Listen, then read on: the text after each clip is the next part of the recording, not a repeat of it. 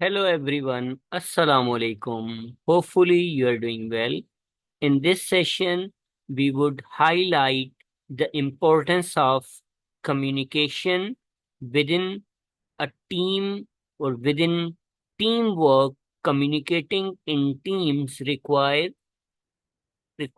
collaboration, requires good listening skills, non-verbal and meeting skills. So we have to follow a certain pattern whenever we are communicating in a team. As a team member, we have to show our collaboration. We have to be a very good listener and we have to express ourselves non-verbally, which makes other people comfortable and conducive in that particular environment or in that particular session.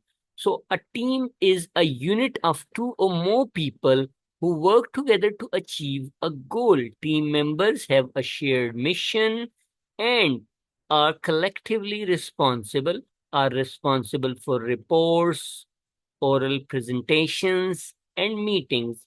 So, must communicate effectively inside and outside the team, are involved in participative management. So, teamwork takes place when our ideas match and when those ideas are collaborated in order to achieve the shared target or shared aim.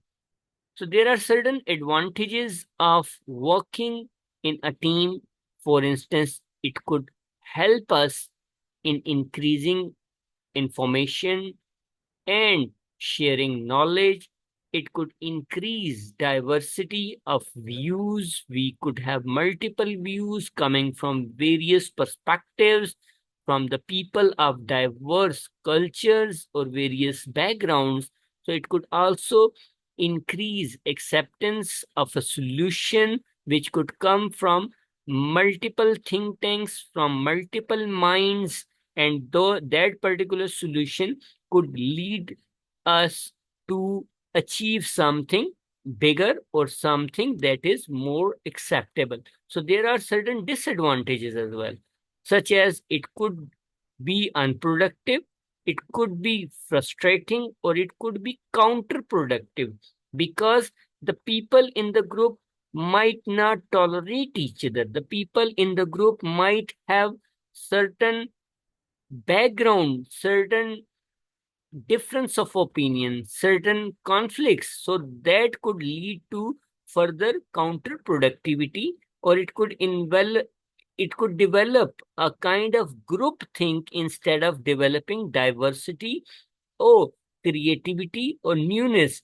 So all group members could follow one person irrespective of that coming from or bringing novelty or newness, so can be derailed by the hidden agendas. So there are certain people who have these kind of agendas that could derail the whole process, or it can encourage the free rider. There are certain people who are afraid or who do not want to participate, so they would enjoy that particular free ride, or they would keep sitting, or they would uh, remain absent, and certain individuals who are confident and competent would be overburdened. So these are the disadvantages of teams, but in advantages are greater in the form of information, knowledge, diversity, and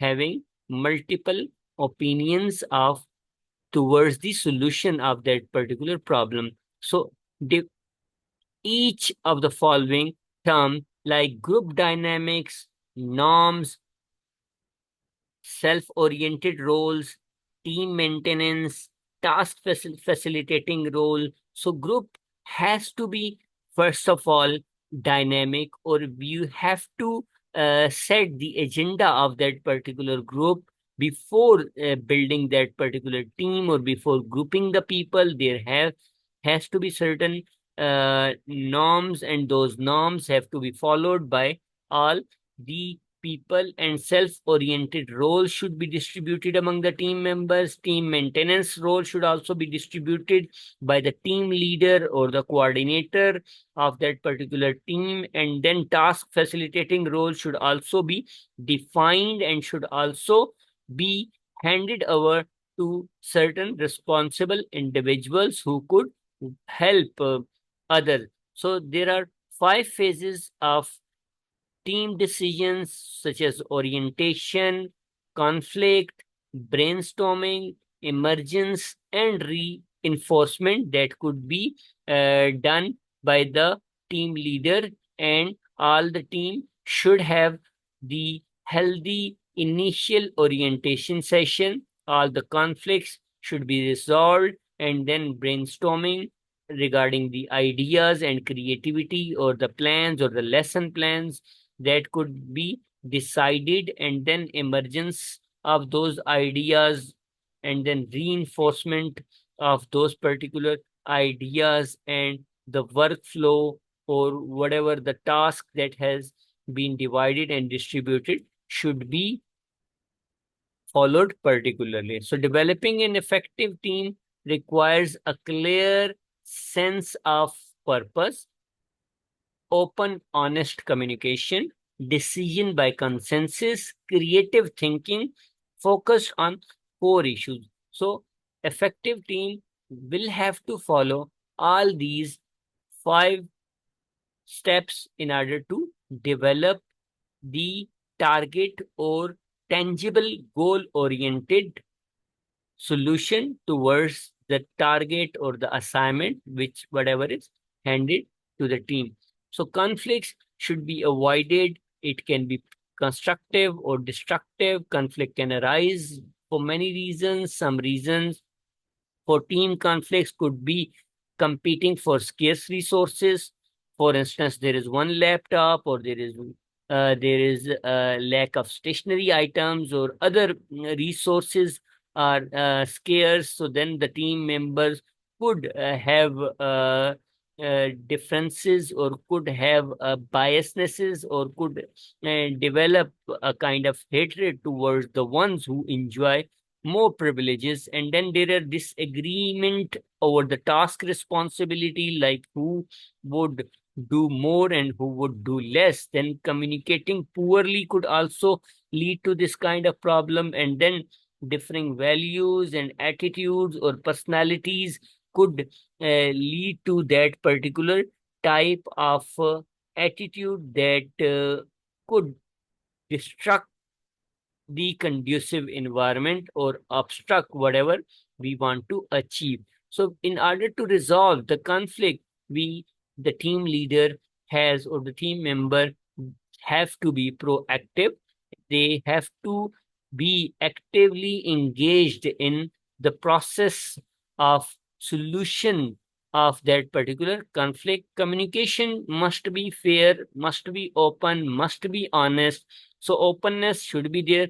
Research regarding that particular problem or the data should be up to date. Like nowadays, we have AI that could help us generate ideas, or various databases are here to help us. So flexibility should be there within the team, and especially in the team leader, so that flexibility could allow you to accept and adopt new things. Then fair play must be followed. And then alliance is very important, because alliance makes the team go when you agree with each other, when you help each other. So if you are in alliance, if you are in connectivity, then your team could resolve those conflicts very easily and could lead to that particular solution. So express understanding for overcoming resistance, make people aware of their resistance, evaluate others' objections fairly, hold your arguments until the other person is ready. So we don't have to start our communication initially or effectively. Then there is listening which we would talk in another session, because listening is also very important. So there are various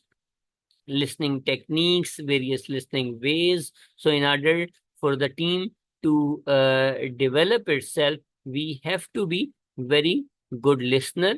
For now, I am stopping this session, and we would start talking about listening within those language skills or linguistic skills where listening and speaking are receptive, and reading and writing are, you could see where listening and reading are receptive skills, and writing and speaking are productive skills. So we will talk at length about all those input and output devices. So stay tuned and stay happy and make others happy. Thank you for your listening and for your presence.